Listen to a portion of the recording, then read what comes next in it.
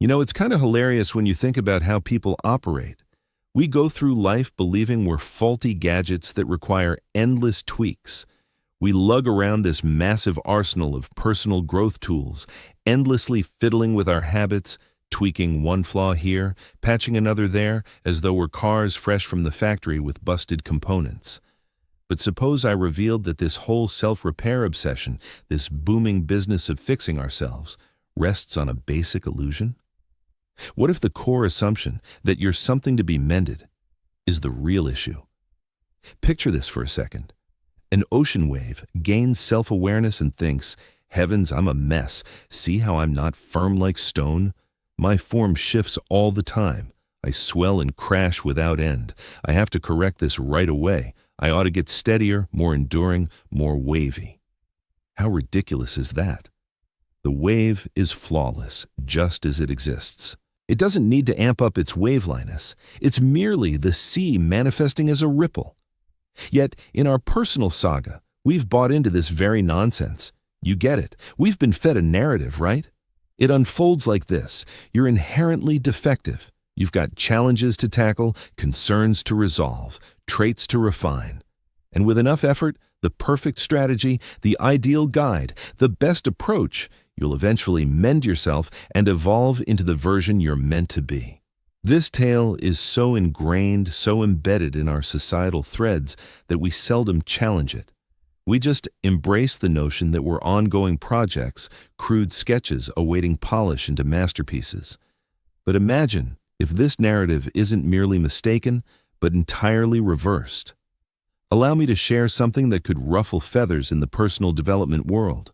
You were never damaged. You were never unfinished. You were never a puzzle demanding a solution. The sole notion requiring adjustment is that you're in need of repair. Consider it from this angle. When you gaze at a tree, do you mutter, quote 1? Absolutely not. The tree stands glorious in its current state. It's not striving to transform into anything beyond its innate form. It expands, it adapts, it reacts to its surroundings, yet it doesn't hold daily strategy sessions to outline its growth objectives. We people, though, we're a different breed. We've cultivated this odd ability to detach from ourselves and turn into our harshest reviewers, our task overseers, our own overhaul teams. We peer into the glass and spot not a wondrous embodiment of vitality, but a project begging for upgrades. Now, hear me out. I'm not claiming there's harm in acquiring knowledge, evolving, or shifting. Even a tree acquires wisdom. It figures out how to stretch toward sunlight, how to drive roots further down, how to endure gales. But the tree doesn't berate itself for lacking height or fret over its rough texture. It just flows with whatever circumstances arise. Here's the key distinction. The tree relies on its inherent essence. We've been conditioned to doubt ours. We're instructed that our gut reactions are dubious, that our instinctive replies are likely off base, that if we follow our instincts unchecked, we'll inevitably botch everything. So we build this inner overseer, this relentless watchdog that scrutinizes every action and rates it. Am I achieving enough? Am I handling this right? Am I advancing at an acceptable pace? Why aren't I more advanced by this point? It's draining, yeah? Like harboring a nitpicking boss in your mind, jotting critiques of your efforts, and perpetually deeming you insufficient. But truth be told, what's truly at play here? This overseer, this self-scolding voice, this nagging push for nonstop progress, it's not the real you. It's an assortment of echoes from your history, verdicts you've taken in, benchmarks passed down from family, educators, community, and traditions. You've absorbed an entire panel of arbiters, and now they're dictating your days, leaving you feeling chronically deficient, eternally delayed in your own journey. But who notices this panel? Who perceives these notions, these critiques, these endless assessments? There's an element within you that beholds the entire spectacle without getting entangled. That element is your true self. You're not those self-directed ideas. You're not the critiques, the appraisals, the unending narration. You're the consciousness where all this emerges and fades, much like shifting clouds across the heavens. The sky never gets marred by the tempests that sweep across it. Winds rage and subside, yet the sky endures expansive and clear. Similarly, notions of your shortcomings arise and you might change and evolve, yet your core essence stays intact. Perhaps you're wondering, or maybe not responding at all. But yes, I certainly face challenges. I err plenty. Parts of me I'd prefer to alter, naturally. Yet the key insight is this. It's possible to transform, acquire fresh skills, and expand in novel ways minus the belief that you're inherently flawed. Observe a toddler mastering steps. They tumble repeatedly. Do they weave a tale of being inept at moving? Do they harbor insecurities about their mobility flaws? Hardly. They just rise and attempt it once more. Not out of a sense that they're damaged, but because ambulating seems enjoyable. Growth unfolds organically, with joy, free from the burden of self-reproach and the stress of enhancement that we've adults honed so expertly. Consider this. There exist two entirely distinct paths to transformation. The initial one stems from presuming you're defective and require mending. The alternative arises from acknowledging your inherent completeness and innate progression. The former resembles a technician repairing a malfunctioning motor, perpetually scanning for flaws, elements demanding correction, components failing to operate correctly. The latter mirrors a cultivator nurturing foliage, offering optimal surroundings, and relying on the inherent drive toward expansion. The technician battles ceaselessly against imperfections. The cultivator partners with vitality's flow. The majority of our self-improvement strategies are mechanical in nature. We regard ourselves as devices needing refined code, smoother protocols, enhanced components. We handle our feelings as programming errors, our routines as systemic faults, our traits as interfaces requiring overhaul. But suppose you're no device whatsoever. Suppose you're akin to a verdant plot, a dynamic entity possessing its own insight into maturation. When you embrace this innate wisdom, a wondrous shift occurs. You cease clashing with your inner self and begin aligning with it rather than coercing it into a rigid form. You permit your distinct form to unfold. This isn't about inertia or halting education. It involves absorbing knowledge like a stream adapting to terrain, by harmonizing with it, not resisting. I can guess what a few of you are pondering. This appears like rationalizing averageness. Without urging myself onward, won't I merely plateau? Doesn't such a mindset foster laziness? In reality, quite the contrary holds.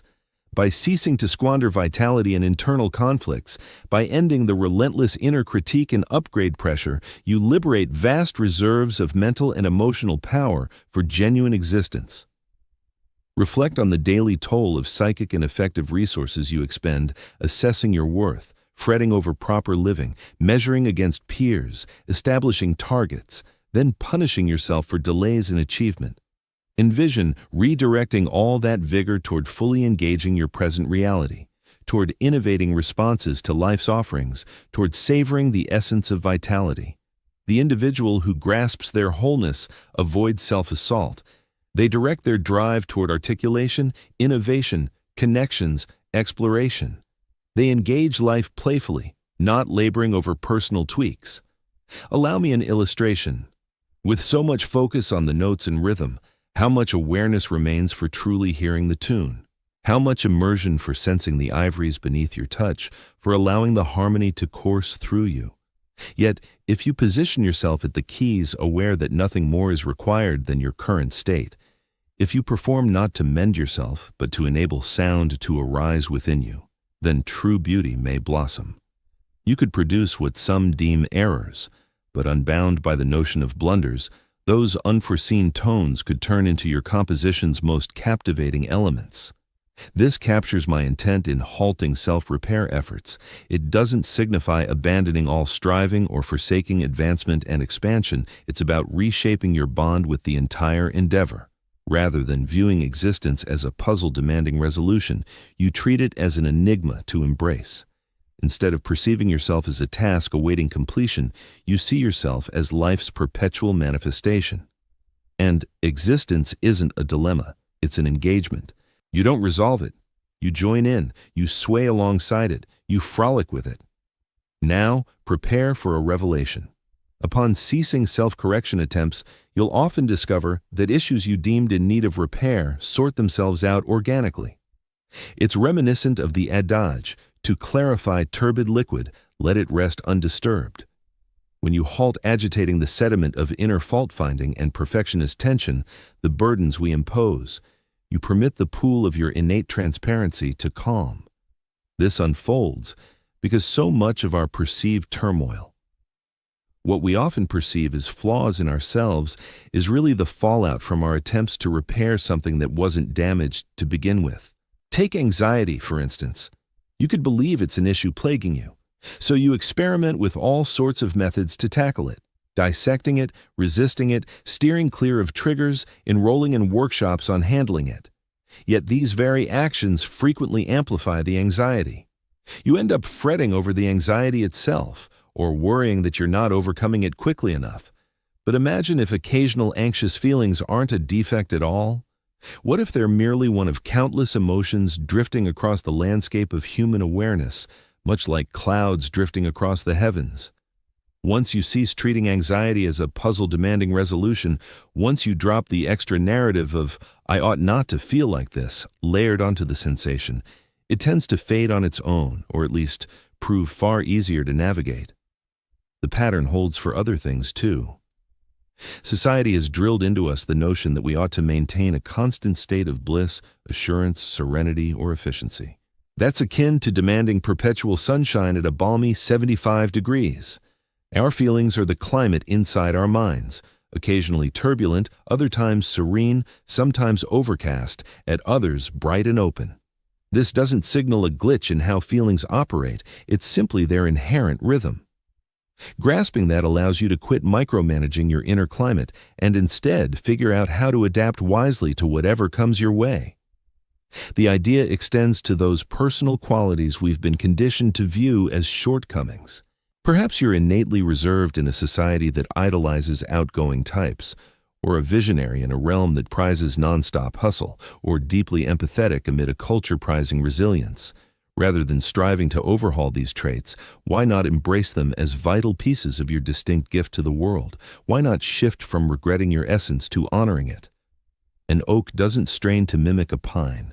A river doesn't atone for failing to be a peak. They just embody their true form with grace and fullness. Embrace your own essence so thoroughly, and a remarkable shift occurs. You cease squandering vitality on pretending to be otherwise, freeing it up to shine brilliantly in your authentic self. Of course, this isn't to say you avoid acquiring fresh abilities or expanding your horizons, but such pursuits stem from enthusiasm and delight, not from feeling deficient. You explore because evolving feels enjoyable, not because you're somehow defective. It's the gap between picking up painting out of passion for hues and shapes versus doing so because you deem yourself insufficiently artistic. The first is pure enjoyment. The second is laborious self-overhaul. Consider kids once more. They never declare, "I must cultivate my creativity." They just create. They don't outline targets for greater fun. They dive into play. Life's innate drive for development handles the rest, unburdened by doctrines of personal enhancement. Yet at some point, we came to question this built-in wisdom. We absorbed the lesson that outside experts must dictate our lifestyles, our sentiments, our identities. We absorbed those voices, building an entire apparatus for self-regulation. Now we run sections for self-judgment, panels for objective setting, squads for reshaping routines. Our psyche has morphed into a business empire, replete with evaluations and upgrade strategies. Beneath that tangle of administration, though, your core essence endures. It hasn't vanished. It's been quietly holding space, awaiting your realization that you were never flawed from the start. This essence isn't a goal to chase or a state to attain. It's simply who you reveal when you release the pressure to morph into something different. It's the pure residue after shedding all those tales of your supposed defects. And that residue? It's profoundly remarkable, not in a standout or elite way, but in its raw, genuine, unscripted, vibrant quality. Here's the intriguing twist. The harder you push for self-betterment, the more you cement the belief that betterment is required. Yet the instant you see you were never fractured, True advancement unfolds seamlessly, without force or friction. Picture a seedling stretching toward sunlight on its own versus one that's constantly tugged and prodded to speed things up, which blooms more vibrantly when you rely on your inherent self, when you end the internal battles, when you see yourself as an already flawless manifestation of existence. Then unfolding occurs just as blossoms unfurl, gracefully, in perfect harmony with their rhythm. Far from urging stagnation, this is an outlook rooted in faith. Faith in the wisdom that pulses your heartbeat sans your input, that lengthens your locks, that mends your scrapes, that envision pursuing your aspirations. The very same wisdom that forms vast star systems and directs the journeys of flocks is the essence within you. Do you truly believe it requires your worried oversight to function well? Consider this proposal from me. Imagine running a simple trial. Suppose for a single day you ceased your efforts to mend your flaws. What if you embraced that day not as an issue demanding resolution, but as a present to embrace? What if you encountered your feelings without attempting to alter them? What if you observed your ideas without critiquing them? What if you navigated your daily tasks without perpetually assessing your results? What if you handled yourself with the compassion, tolerance, understanding, and lightheartedness you'd offer a close companion? The revelations might astonish you. Without the relentless drive for betterment, you could start to unwind effortlessly. In that ease, your true nature might emerge brightly. You could realize that you're inherently remarkable just as you stand, not flawless without potential for development, but flawless as a full embodiment of existence right now. From that insight, any shifts that arise will occur smoothly, organically, free from coercion or resistance. Like a stream etching valleys, not by strain, but via steady, soft movement. This profound truth is what the personal growth sector prefers to conceal. You've never been damaged. There's no need for repair. You're already integrated, already fulfilled, already sufficient. The sole element requiring adjustment is the notion that adjustment is necessary. And the exquisite twist is that you cannot resolve that notion by further adjustments. You must simply pierce it, much like unraveling a sleight of hand once its mechanism is clear. The sleight lies in the deception of your isolation from existence. In viewing yourself as a puzzle, existence must unravel. Yet you're not detached from existence. You are existence manifesting in mortal guise. And existence isn't a puzzle. Existence is a joyous festivity. So cease your attempts to overhaul yourself. Nothing ails you that doesn't afflict us all. And nothing ails us all. We're merely ripples across the identical sea, each distinct, each impeccable, each fleeting, each an essential component of the grand, awe-inspiring rhythm. Once you grasp this, not merely conceptually, but through genuine immersion, then true serenity can settle as you embody your essence, and your essence surpasses in splendor the version you imagine you ought to be. The ripple needn't strive to resemble the sea more closely. The ripple is the sea indulging in the role of a ripple. You needn't aspire to mirror existence more. You are existence indulging in the role of yourself. That indulgence, that sport, that rhythm. It's not a flaw demanding correction. It's the very essence of it all.